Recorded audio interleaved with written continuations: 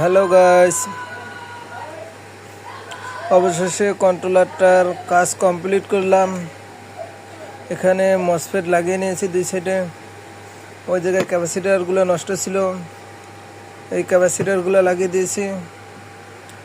এখন আমরা এই জায়গায় পাওয়ার দিয়ে চেক করবো। এই জায়গায় নেগেটিভ তার, এটা পজিটিভ তার আমি লাগিয়ে নিয়েছি। ওই যে চার্জার এই জায়গায় লাইন দিয়েছি আগেই।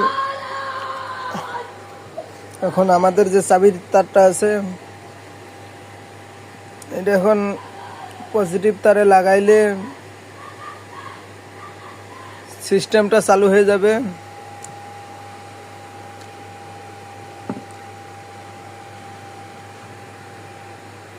আমাদের এখানে কিন্তু অলরেডি কন্ট্রোলারটা ঠিক দেখাইতেছে এখন সিস্টেম।